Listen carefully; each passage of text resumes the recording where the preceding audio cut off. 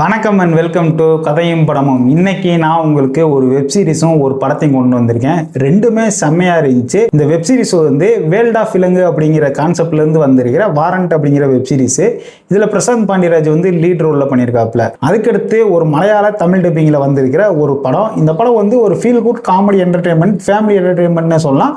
படத்தோட பேர் வந்து மதுவிது அப்படிங்கிற படம்.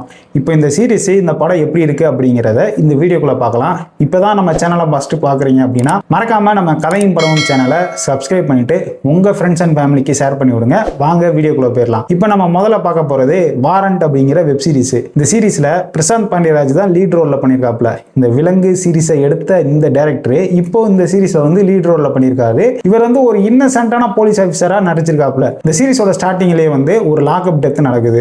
அந்த லாக்அப் டெத்துக்கு ஒரு விசாரணை கமிஷன் அமைச்சு விசாரிச்சுக்கிட்டு இருக்காங்க. அப்ப ஆரம்பிக்குது இந்த படத்தோட கதை. அதுல வந்து இந்த கோட்டை கருப்புசாமி யாரு அப்படிங்கிற ஜேர்னரி தான் இந்த சீரிஸ். இதுல இன்னசென்ட்டான பிசியா நடிச்சிருக்க பிரசாந்த் பாண்டியராஜ் சிறப்பாகவே நடிச்சிருக்காப்ல. இவர் வந்து இன்னசென்ட்டான ஆளு அப்படிங்கிறத ஃபர்ஸ்ட் 2-3 எபிசோடு பார்க்குறப்ப நம்மளுக்கு நல்லாவே தெரியும். யார் என்ன சொன்னாலோ அதை மட்டுமே நம்பிக்கிட்டு இவர் அந்த போலீஸ் வேலைக்கு உண்டான எந்த ஒரு எஃபர்ட்டுமே போடாம இருப்பாப்ல. அப்படியே அடுத்தவங்க என்ன சொல்றாங்களோ அதுதான் உண்மை அப்படிங்கிற மாதிரி இருப்பாப்ல. இப்படி இருக்கிற ஒரு ஆள் வந்து ரொம்ப உக்கிரமா மாறி ஒரு லாக்அப் டெத் நடக்கிற அளவுக்கு கொடூரமா மாறினதுக்கு உண்டான காரணம் என்ன அப்படிங்கிறது தான் ஒவ்வொரு எபிசோட்லயுமே விவரிச்சுட்டு வர்றாங்க. இதுல ஒரு டிரான்ஸ்ஃபர்மேஷன் ஒன்று நடக்குது. அதாவது இன்னசென்ட்டா இருக்கிற போலீஸ் ஆஃபீஸரு அடுத்து உக்கிரமா மாறுறதுக்கு உண்டான காரணம் என்ன அப்படிங்கிற சொல்லி ஒரு டிரான்ஸ்ஃபர்மேஷன் நடக்கும். அந்த டிரான்ஸ்ஃபர்மேஷன்ல தான் இப்போ இந்த சீரிஸ் வந்து இப்போ முடிச்சிருக்காங்க.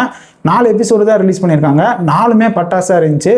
முதல் எபிசோட்ல வந்து கோட்டை கருப்பசாமி அப்படிங்கிற இந்த பிசி வந்து எப்படி கொட்டை அப்படிங்கிற பேருக்கு உண்டான காரணம் வர வைக்கிறதுக்கு இவர் அப்படி என்ன பண்ணாப்ல அப்படிங்கிற காமிச்ச விதம் வந்து நல்லாவே இருந்துச்சு.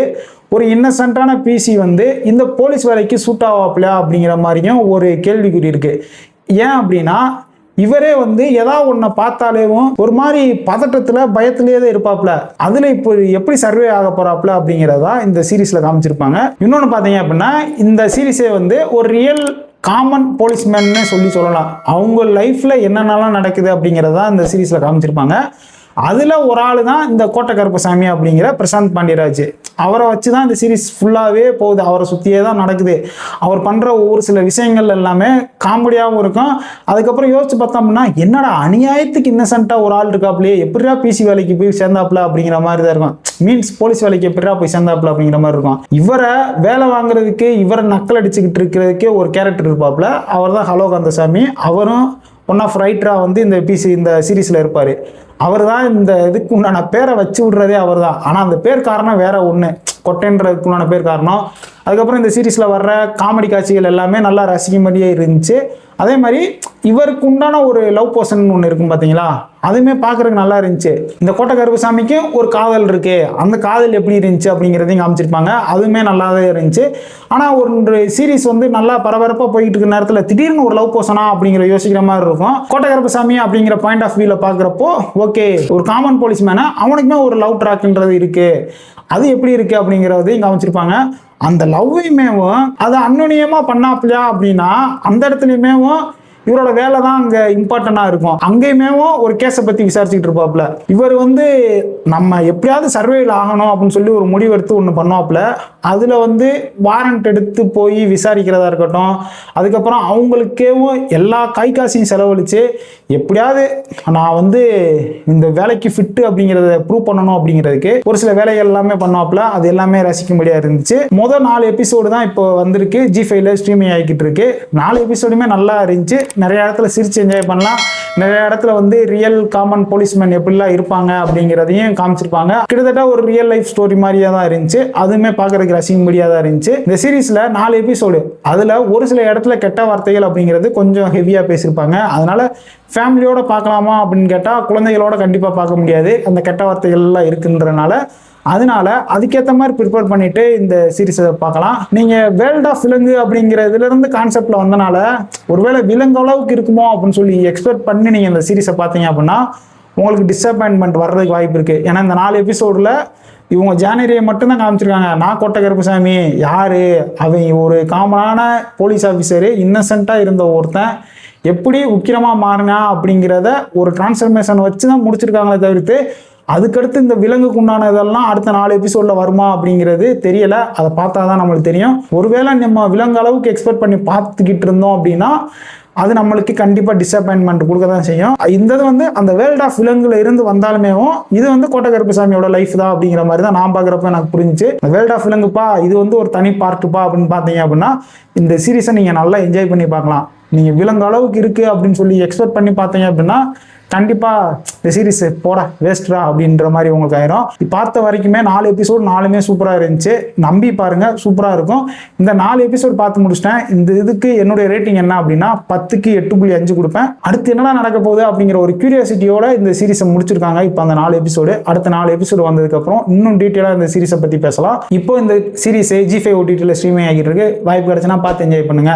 அடுத்து ரெண்டாவதாக நம்ம பார்க்க போகிறது ஒரு ஃபேமிலி ஃபீல் குட் ட்ராமா என்டர்டெயின்மெண்ட்னா இந்த அடிதடி வெட்டுக்குத்து ரத்தம் இப்படிலாம் பார்த்து ஆல்ரெடி மண்டை ஒரு மாதிரி இருக்குப்பா. ஒரு ஜாலியாக ஃபேமிலியோட பார்க்குற மாதிரி ஒரு படம் பார்க்கணும்னு நினச்சிங்க அப்படின்னா இந்த படத்தை கண்ணை மூடிட்டு பாருங்க. படம் பட்டையை கிளப்பிச்சு நிறைய இடத்துல நம்மளை நல்லா என்ஜாய் பண்ணுற மாதிரி நிறையா மூமெண்ட்ஸ் இந்த படத்தில் இருக்குது. படம் ஆரம்பத்திலேருந்து முடிகிற வரைக்குமே நல்லா ஜாலியாகவே கொண்டு போயிருப்பாங்க. ஒரு சில ஃபீல் குட் படம் வந்து ஜாலியாக போகும், ஆனால் கிளைமேக்ஸில் நம்மளை அழுக வச்சு போடுவாங்க. ஏன்டாடே நானே வந்து ஒரு மாதிரி மண்டை காய்ச்சலோட தான் ஒரு படம் பார்த்தா மனசை ஆற்றலான்னு சொல்லி பார்க்குறேன், எனக்கு கிளைமேக்ஸ்லேயும் அழுக வைக்கிறீங்கடா அப்படிங்கிறது இல்லாமல் நல்லா ஜாலியாகவே கிளைமேக்ஸ் முடிச்சிருந்தேன். எல்லாமே சூப்பராகவே இருந்துச்சு. கிட்டத்தட்ட படம் பார்க்குறப்போ ஒரு விக்ரமன் படம் பார்த்த ஃபீல் கண்டிப்பாக இந்த படம் ஓரளவு கொடுக்கும்னு நம்பிக்கை இருக்குது. நான் பார்த்தப்போ எனக்கு நல்லாவே சூப்பராகவே ஒர்க் அவுட் ஆயிடுச்சு. படத்தோட கதை என்ன அப்படின்னா படத்தோட ஹீரோ வந்து சஃப்ரிதீன். அவர் ஒரு பாரம்பரிய குடும்பத்தில் சேர்ந்த ஒரு ஆள்.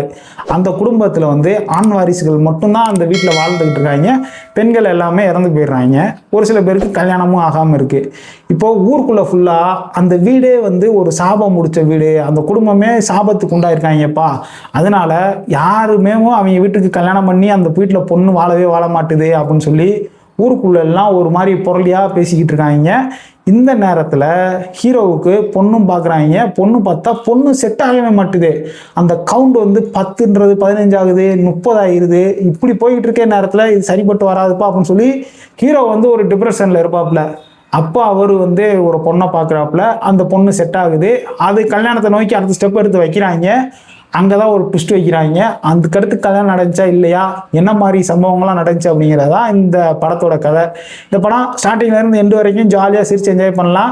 நிறைய இடத்துல நம்மளை சிரிக்க வச்சுருக்க நேரத்தில் அதே நேரத்தில் ஒரு சில இடத்துல நம்மளை யோசிக்க வச்சுருப்பாங்க. இதுக்கெல்லாம் இவ்வளோ கோவப்பட வேண்டிய அவசியம் இல்லைப்பா அப்படிங்கிற மாதிரி இருந்துச்சு. இந்த படத்தில் அங்கிளாக வர்ற ஒருத்தவர் வந்து செம்மையாக பெர்ஃபார்மன்ஸ் பண்ணியிருப்பாப்ல.